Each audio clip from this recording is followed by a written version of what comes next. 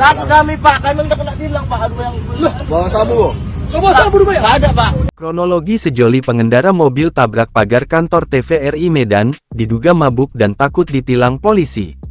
Mobil yang dikendarai sejoli mengalami kecelakaan tunggal di Jalan Guru Patimpus, Kota Medan.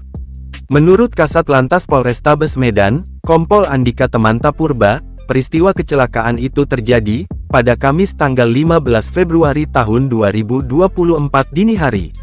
Katanya, sebelum terjadi kecelakaan mobil Toyota Calya BK 1721 GX melintas di Jalan Kapten Maulana Lubis, Kota Medan. Saat itu, mobil tersebut melaju dalam kecepatan tinggi dan membahayakan pengendara lain. Di saat bersamaan, mobil patroli BIT 17 sedang melakukan patroli dan melihat mobil itu sedang melaju kencang, kata Andika kepada Tribun Medan, Kamis tanggal 15 Februari tahun 2024. Ia menjelaskan, sewaktu mobil patroli polisi berada di belakangnya, mobil tersebut malah menambah kecepatannya.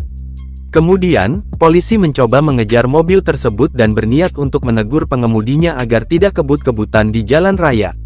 Lebih lanjut, Andika menyampaikan saat di persimpangan jalan mobil yang melaju dengan kecepatan tinggi itu hilang kendali dan menabrak tiang listrik hingga pagar kantor TVRI.